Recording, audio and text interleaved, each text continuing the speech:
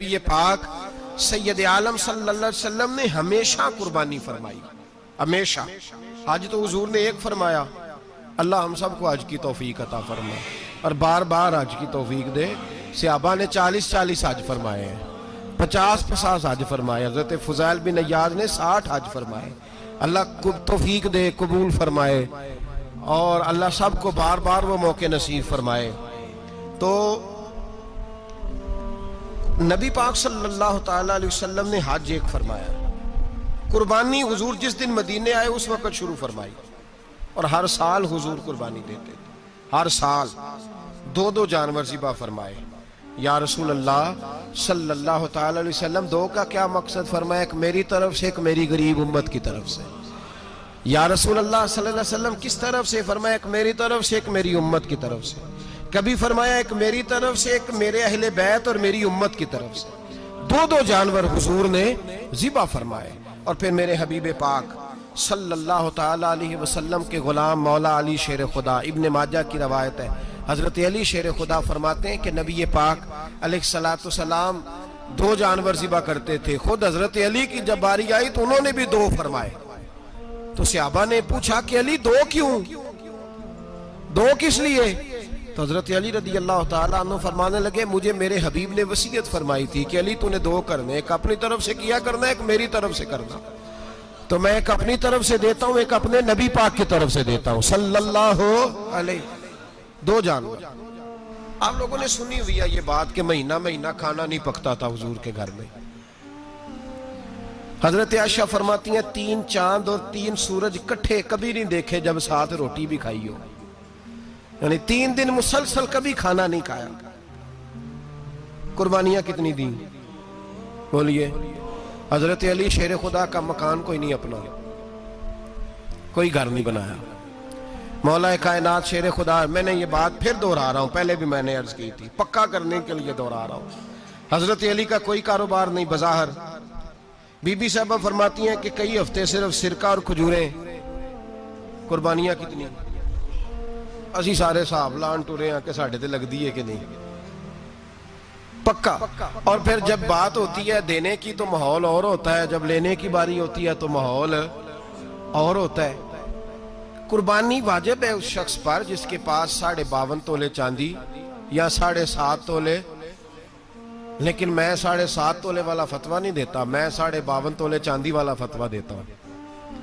اس لیے کہ 52.5 تولے چاندی تو شاید تولہ یا 1.5 تولہ سونے کے برابر ہی ہو جائے، ٹھیک ہے نا جی؟ تو 7.5 تولے سونا 50-60 ہزار روپیہ جس آدمی کے اکاؤنٹ میں موجود ہے وہ قربانی کرے۔ بلکہ امام شافعی رحمۃ اللہ علیہ فرمایا کرتے تھے جس نے 3 کمروں کو تالا لگایا ہوا ہے وہ 3 کمرے فارغ ہیں، اس کے کسی کام کے نہیں، ان کی قیمت کا حساب لگائے۔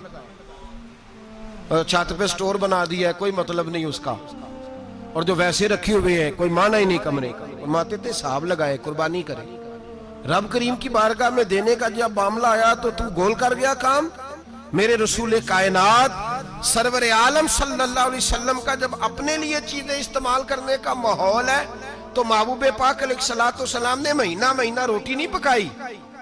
یہاں جو آدمی ہر جمعرات کو 4 کلو بکرے کا گوشت پکاتا ہے اور ہر تیسرے دن مرغی کا گوشت لاتا ہے، وہ قربانی کی باری آتی ہے تو کہتا ہے میرے پہ لگتی نہیں۔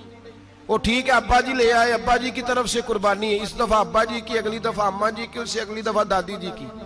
او خدا کے بندو، جس آدمی کے پاس پیسے ہیں پہلے اپنی قربانی واجب ہے۔ میری بات کی سمجھ آ رہی ہے عزیزوں کو؟ جو آدمی صاحب استطاعت ہے پہلے کس کی قربانی کرے گا؟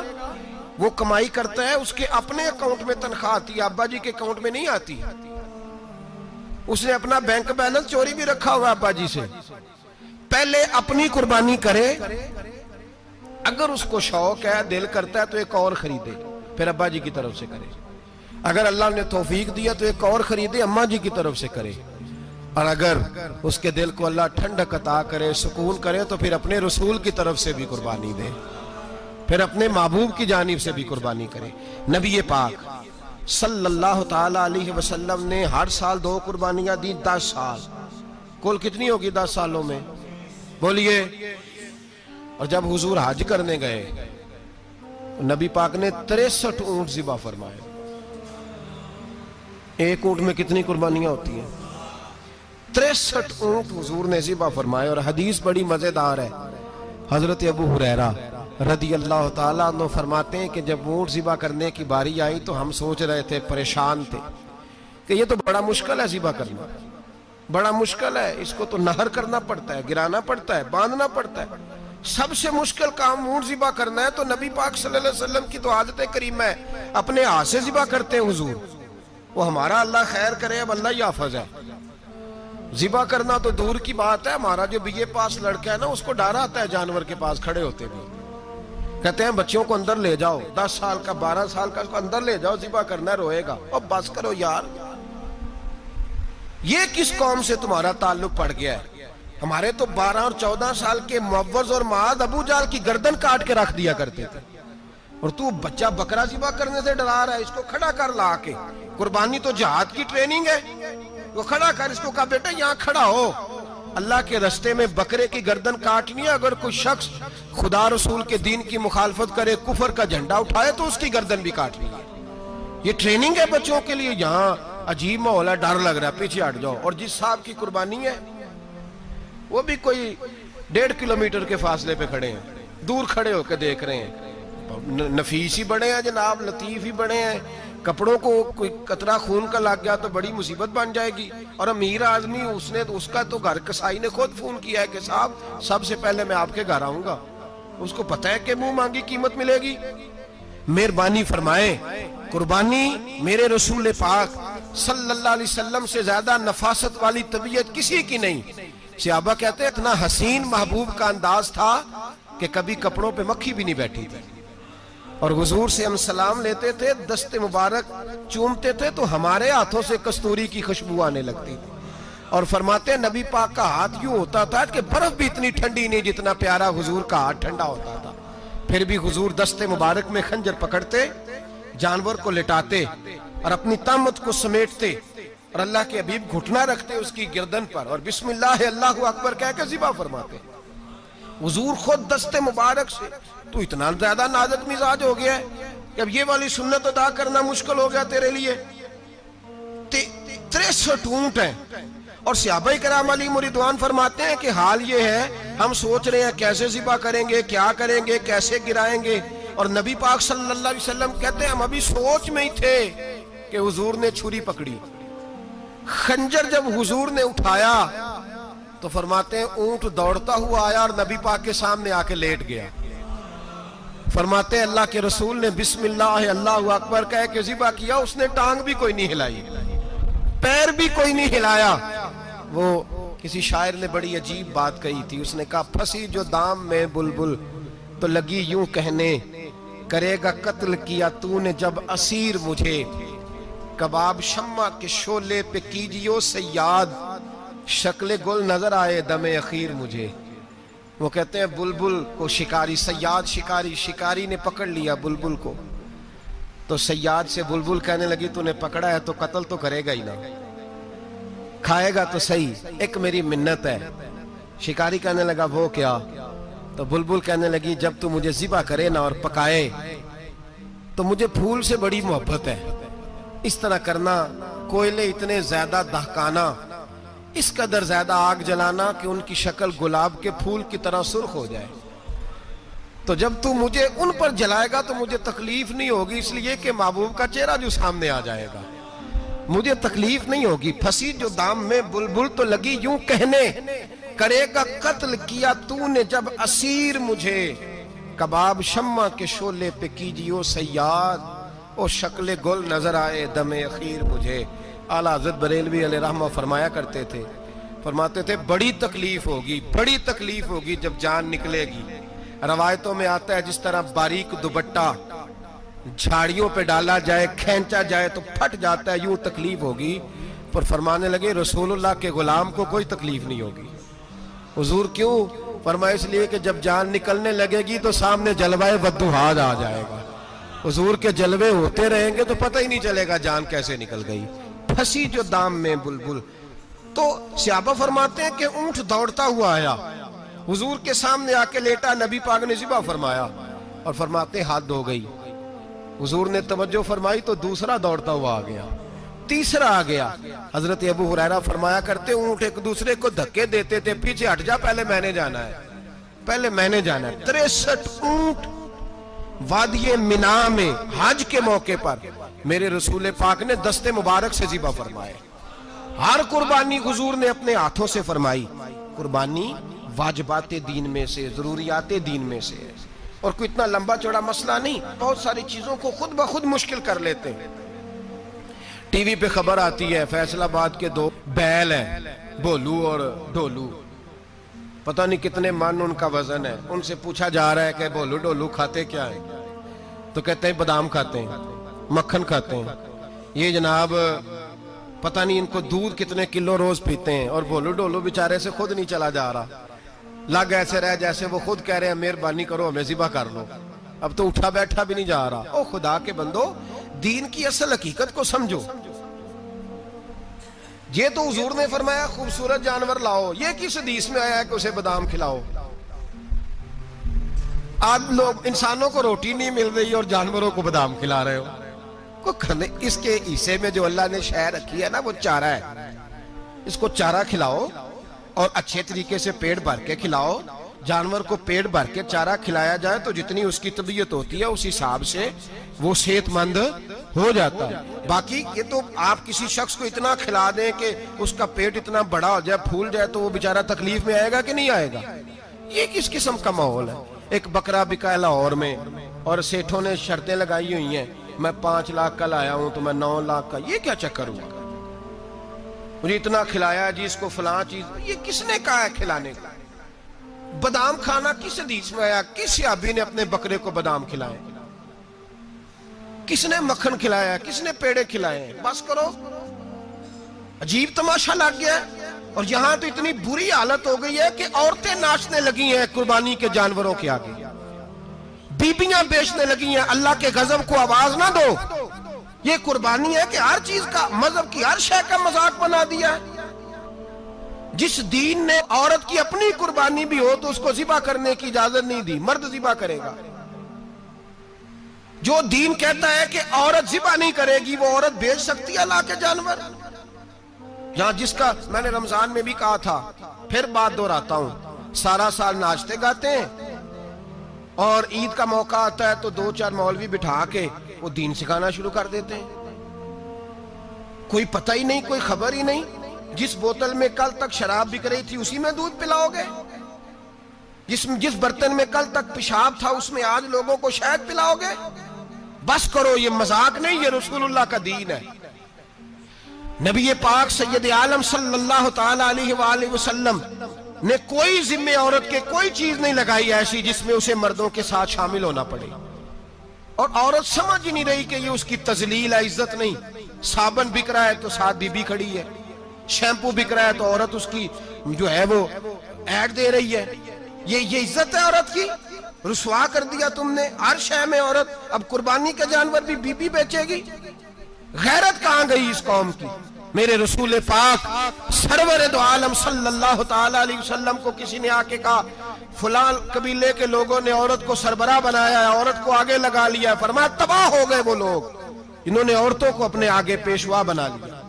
جس رب نے عورت کو نبوت نہیں دی, امامت کرنے کا حق نہیں دیا, کس چکر میں لوگ پڑ گئے؟ 5 لاکھ کا جانور کس لیے لائے ہو؟ 5 لاکھ کا تفاخر کے لیے, دکھانے کے لیے؟ تو اگر 50,000 کا 60,000 کا بھی جانور لاتا تو اچھا آ جاتا.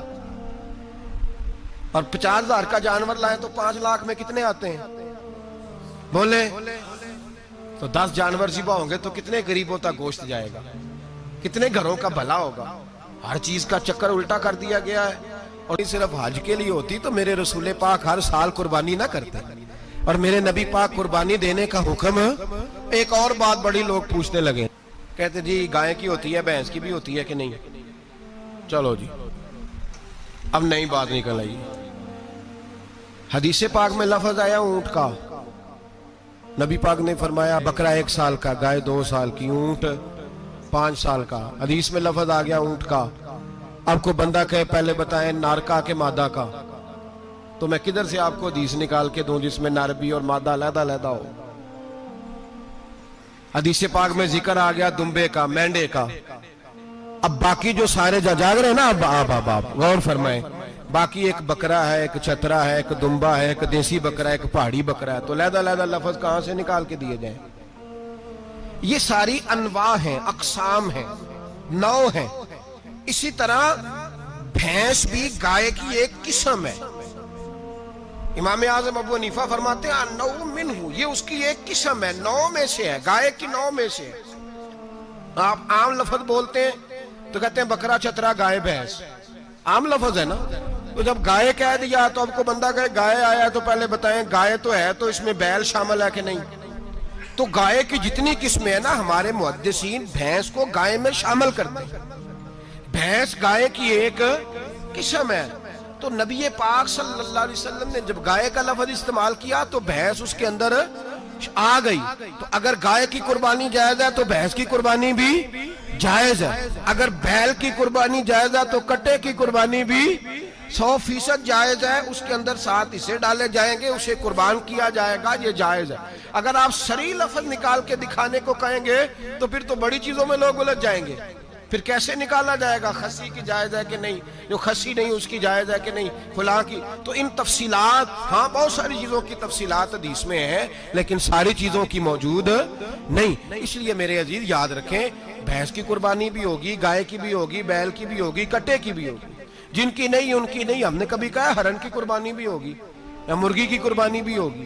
تو حدیث مبارکہ کے اندر جو چیزیں موجود ہیں ان کی جتنی اقسام ہیں ان سب کی قربانی کرنا ہاں جائز ہے. اور میرے نبی پاک صلی اللہ علیہ وسلم نے فرمایا جانور خوبصورت ہو، لنگڑا نہ ہو، کانا نہ ہو، زخمی نہ ہو، خوبصورت جانور لاؤ، اس کو لا کے ذبح کرو. لوگ کہتے ہیں چلو اتنے پیسے اللہ کے راستے میں دے دیں، تو یہ کافی نہیں کافی. مسلم شریف میں، بخاری شریف میں میرے نبی پاک سید عالم صلی اللہ تعالی علیہ وسلم نے فرمایا 10 ذی الحج کو اللہ کی نظر میں ابن آدم کا سب سے پسندیدہ عمل. لیکن نا 10 ذی الحج کو، کل 10 ذی الحج ہے تو بڑے کام ہوں گے. فجر کی نماز بھی ہوگی، تکبیرات تشریق بھی پڑھی جائیں گی. آج فجر سے شروع ہو گئی نا، 9 کی فجر سے لے کر 13 کی عصر تک تکبیرات تشریق پڑھی جائیں گی. اللہ اکبر، اللہ اکبر، لا الہ الا اللہ واللہ اکبر، اللہ اکبر وللہ الحمد، اللہ اکبر، اللہ اکبر، لا الہ الا اللہ واللہ اکبر، اللہ اکبر وللہ الحمد، اللہ اکبر، اللہ اکبر، لا الہ الا اللہ واللہ اکبر، اللہ اکبر وللہ الحمد. کوشش کریں جب بھی پڑھیں 3 بار پڑھیں. تکبیرات تشریق بھی پڑھی جائیں گی، فجر کی نماز بھی کل ہوگی، عید کی نماز بھی ہوگی، لوگ اور بھی کوئی ذکر اذکار کریں گے.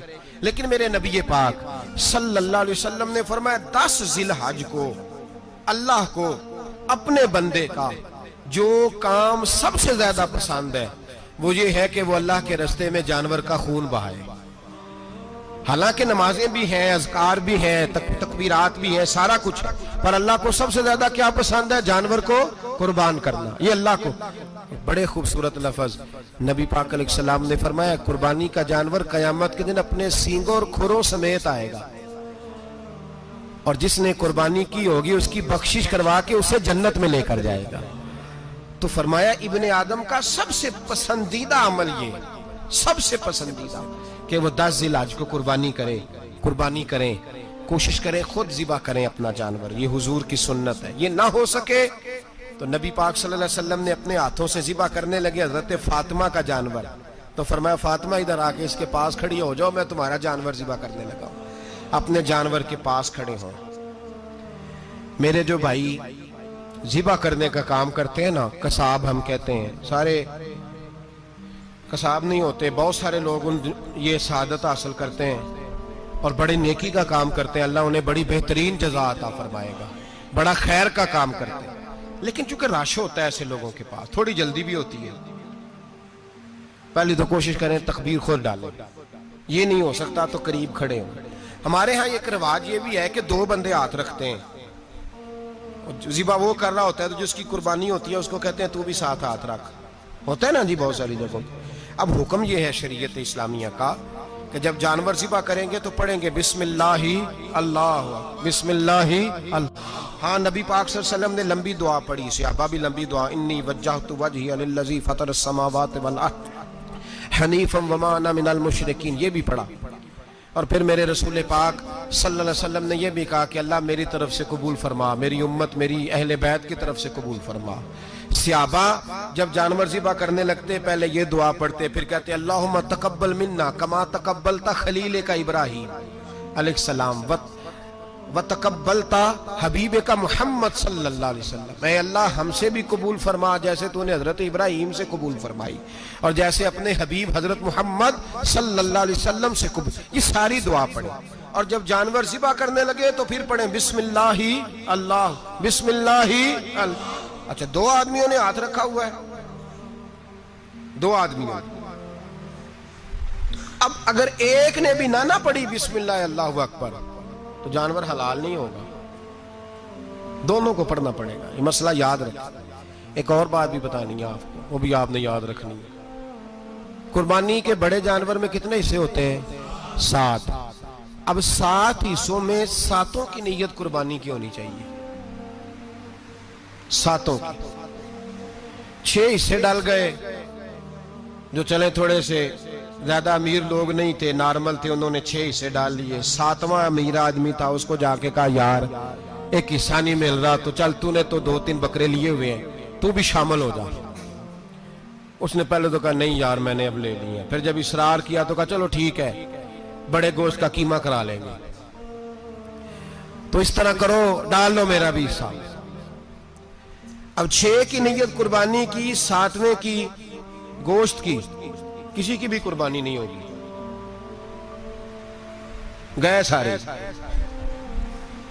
اب اس کے لیے شرط کیا ہے کہ اس کو بھی آپ، اصل میں ہمیں مسائل نہیں آتے، نہ ہم سیکھتے ہیں نہ پتہ کرتے ہیں، پھر خرابی ہوتی ہے۔ اب اس سے کہیں کہ یار قربانی سے پہلے اپنی نیت کا اعادہ کر، اپنی نیت کا اعادہ کر، بتا کہ تیری نیت کیا ہے، اور اگر غلط ہے تو صحیح کر لے، تاکہ سب کی قربانی تو بتا۔ یہ جو تو رکھ رہا ہے قربانی تو کس کی قربانی کر رہا ہے؟ دادا جی کے نام کی، ابا جی کے نام کی، اپنے پیر کے نام کی، استاد کے نام کی، یا رسول پاک صلی اللہ علیہ وسلم کے نام کی، نبی پاک کے نام کی؟ اس سے پوچھیں، اور جو وہ نیت بتائے اس نیت کی دعا ہوگی، اس کی طرف سے کہا جائے گا اے اللہ اس کی طرف سے اسے قبول۔ میری بات کی سمجھ آ رہی ہے میرے عزیزوں کو؟ اور اس ارادے کے ساتھ قربانی، اگر ایک کی بھی نیت خراب ہو گئی تو مسئلہ بگڑ گیا۔ اس لیے ان مسائل کو، اور نبی پاک کے نام کی جو قربانی ہوگی، سبحان اللہ، میں کرامات کا زیادہ قائل نہیں، ہم کرامات کے نہیں کیفیات کے قائل ہیں، کیفیات کی۔ اور دین ویسے بھی لفظوں کا نام نہیں کیفیت کا نام ہے۔ میرے حصہ فرمایا کرتے تھے ہم کرامت سے زیادہ کیفیت کے قائل ہیں۔ اگر مرید ساری زندگی کرامتیں سناتا رہے اور کبھی اسے مدینے جانے کا شوق ہی پیدا نہ ہو، کبھی نبی پاک کے نام پہ آنسو نہ آئے، تو پھر کرامت کا فائدہ نہیں، کیفیت تو ملی نہیں اسے۔ ہم کیفیت، اسی طرح ہم نظرانے کے نہیں نظر آنے کے قائل ہیں۔ تو بھائی یہ یاد رکھ لیں، کیفیت کا نام دین ہے، نبی پاک کے نام کی قربانی۔ میں قائل تو نہیں کرامت کا، لیکن ایک بات میں نے اپنے ایک استادوں سے، ایک بزرگوں سے سنی ہے، میرا دل کرتا ہے وہ سنا دوں آپ کو۔ اور بزرگوں کا قول ہے اصل رنگ جو میں عرض کر رہا ہوں اسی رنگ میں اس کو رکھیے گا، اور جس حد تک میں بات کر رہا ہوں اسی حد تک رکھیے گا۔ اب ہر آدمی کے پاس موبائل ہوتا ہے، فوراً بات ریکارڈ ہوتی ہے، فوراً میڈیا پہ جاتی ہے، فوراً لوگ کمنٹس کرتے ہیں۔ تو بھائی جس حد تک سناؤں اسی حد تک رکھیے گا۔ میرے ایک بزرگ فرمایا کرتے ہیں کہ نبی پاک کے نام کا جانور ذبح کرو، اور وہ گوشت اس آدمی کو کھلاؤ جس کا حافظہ کمزور ہے، اللہ اسے وسیع حافظہ عطا فرمائے گا۔ اور فرمایا کرتے کہ میرا تجربہ ہے، نبی پاک کے نام کا جانور ذبح کرو، اور جس آدمی سے کوئی گناہ نہیں نہ چھوٹتا، کسی گناہوں میں الجھ گیا ہے، اسے وہ والا گوشت کھلاؤ، اللہ اس کے دل میں نور پیدا فرمائے گا اور گناہ سے نفرت ہو جائے گی اسے، جو نبی پاک کے نام کا جانور ہو۔ تو ہم جو سیکھنے والے لوگ ہوتے ہیں، ہمارا دل کرتا ہے کہ چلو تھوڑا سا اپنی طرف سے بھی پوچھ لیں۔ تو میں نے کہا حضور اگر بیمار کو کھلا دیں تو فرمانے لگے کھلا دو، اللہ صحت دینے والا ہے، پر بیمار کے لیے دوائیاں بڑی ایجاد ہو گئی ہیں، گناہگار کی دوائیاں نہیں ملتی، بیماروں کی دوائیاں بڑی ہیں۔ गुनाहगारों की नहीं मिलती, गुनाहगार को खिलाओ। इसलिए कि जो चीज मुस्तफा के नाम से मंसूब हो जाती है, रब उसकी बड़ी कदर फरमाता है, अल्लाह उसकी बड़ी कदर करता है। जो चीज नबी पाक के नाम से मंसूब हो जाती है, अल्लाह उसकी बड़ी कदर फरमाता है। मेरे नबी पाक अलैहिस्सलाम ने फरमाया, मेरा कलमा पढ़ने वाला मोमिन जब दोज़ख से गुजरेगा तो दोज़ख कहेगी जल्दी जल्दी गुजर जा, जल्दी जल्दी। जहन्नम की आग कहेगी जल्दी जल्दी गुजर जा, जल्दी। तो मोमिन कहेगा तू तो आ गया, तुझे क्या बात हुई, पुल सिरात से गुजर रहा है, क्या मसला हुआ। उसके पास से गुजर रहा है दोज़ख के, तो पास से गुजरते वक्त भी कहते हो जल्दी गुजर जा, कहीं ऐसा ना हो कि तेरे नूर की चमक मेरी आंख को ही ठंडा कर दे। ये शान है उनके गुलामों की, तो सरकार का आलम क्या होगा। तो मेरे रसूल पाक अलैहिस्सलाम से जो शय मंसूब हो जाती है उसकी अल्लाह बड़ी कदर फरमाता है, जब ही तो हमारी कदर है। अल्लाह फरमाता है कुन तुम खैरा उम्मतिन, तुम जिस तरह के भी हो सबसे अफजल, इसलिए कि मेरे मोहम्मद का कलमा जो पढ़ते हो सल्लल्लाहु अलैहि। तो कुर्बानी करें, अच्छी नीयत के साथ करें, खुलूस के साथ करें। कुर्बानी के गोश्त के 3 हिस्से करने। एक देना है खालस गरीब लोगों को, जी क्या देना है उनको, जी गरीबों को क्या देना है, नाल झिड़का नहीं देनिया 250 आ भी गए हो तुसी, अजे तो खल भी नहीं लाई, झिड़का नहीं देनिया, और जो तेरे दरवाजे तक चल के आ गया। और अल्लाह पाक से डरा कर, बस ये सोच के उसने तुझे देने वाला बनाया है। भाई ये सोच कि कोई किसी के दरवाजे तक नहीं जाता, ये सोच वो बड़ा बेनियाज है, कुछ का कुछ कर देता। तेरे दरवाजे तक आ गया ना, बस ठीक हो गया। तू समझ कि उसने तुझे बड़ी इज्जत दी है, तेरे दरवाजे तक छापर लेके आया, झिड़के ना दे, उत्ते बह जा, तू आ भी गया है, ऐसे ना कर, ऐसे ना कर बिल्कुल। बस जो आ गया है ना उसको इज्जत दे, वकार दे। गरीब को गोश्त देना है, 7 झिड़के नहीं देनी। और उसको बड़ी अजीब बात है, चौधरी साहब बैठे हुए हैं, 2 पंखे चल रहे हैं, और उन्होंने जनाब बड़ा सोफा रखा हुआ है और टप में गोश्त रखा हुआ है, और गरीब आदमी लाइनों में लगे हुए हैं। थोड़ी देर के बाद में चाय पीनी, बस कर यार बस कर, बेपरवाही वे एक सज्जन दी जिथे किसे दी पेश ना जावे, उन्हें ताजा वाले दर दर रोले ते मंगते तख्त बिठावे। डर उसकी बेनियाजी से, देख जो तेरे दरवाजे तक आ गया, बस आ गया, इतना ही काफी है, इतना ही काफी है, और इसी पे इक्तिफा कर। और कसाई से भी मेरी गुजारिश है कि फटाफट जिबा करना है, अगले घर भी जाना है। जानवर में अभी जान होती है तो खलड़ी उतारनी शुरू कर देते हैं, जुल्म है। जिस महबूब ने फरमाया है कि जानवर के सामने जानवर जिबा ना करो, जिन्होंने कहा कि जानवर के सामने छुरी तेज ना करो, उन्होंने तुम्हें कैसे इजाजत मिल गई हो। भाई कुछ नहीं होता, अल्लाह खैर करेगा। और आप भी कसाई की मिन्नत करें, लड़ाई नहीं करें, गुजारिश करें, कहीं जरा ठहर जा यार, 2 मिनट ठहर, ठंडा होने दे, इसे ठंडा होने दे। जिंदा आदमी की खाल उतारें तो कितनी तकलीफ होती है, इतना जुल्म। मैंने देखा उसी वक्त उसने लटका दिया, पैर काटने लग गया, फटाफट ना, ठंडा होने दें। नबी पाक सल्लल्लाहु अलैहि वसल्लम ने मना फरमाया, जानवर ठंडा हो, का गोश्त बनाए अच्छे तरीके से, कुछ नहीं होने लगा, कोई मसला नहीं है ऐसा। वो जो हमारे यहाँ मशहूर है ना, ईद वाले दिन रोजा होता है तो कुर्बानी के गोश्त से खोलना है, रोजा कोई नहीं होता। बस इतनी बात है कि अच्छी बात है, मुस्तहब है, अच्छा फेल है कि आप सबसे पहला खाना कुर्बानी का गोश्त ही खाएं। तो शुगर वाले बेचारे की शुगर लो हुई है, गोश्त मिलेगा 5 बजे, वो तो मर जाएगा। तो कोई जरूरी नहीं, वो खाना खाए जो घर में मौजूद है, नाश्ता वो करे, कोई ऐसी बात नहीं। गोश्त बन जाए तो वो खा ले, कोई रोजा नहीं, ईद वाले दिन कोई रोजा नहीं होता। यौम अरफा का रोजा है, ईद वाले दिन का कोई रोजा नहीं। बहरहाल उस गोश्त के 3 हिस्से करें, एक खालस गरीब आदमी को, दूसरा रिश्तेदारों को, अजीजों को, पड़ोसियों को, तीसरा घर में रखें, इस्तेमाल करें, खाएं। सारा गोश्त घर में रखना भी जायज है और सारा बांट देना भी। मैंने पिछले जुमे भी कहा था, फिर याद कराता हूं, जो लोग कुर्बानी करते हैं ना, वो वाले लोग हैं जिनके घर में आज भी गोश्त पकेगा। कुर्बानी देने वाले वो लोग हैं जो हफ्ते में हर 3 दिन गोश्त खाते हैं, फल भी खाते हैं। तो आप तो सारा साल खा रहे हैं, हर जुमे वाले दिन 3 किलो बकरे का गोश्त आता है। तो जो कुर्बानी का गोश्त है वो बांट दें, सारा गरीब को दें। और अगर आपने अभी तक हमारा चैनल सब्सक्राइब नहीं किया तो फौरन सब्सक्राइब कीजिए, साथ ही बेल आइकॉन पर क्लिक करें ताकि मजीद आने वाली वीडियो है वो आपको वक्त पर मिलती रहे। अल्लाह हाफिज।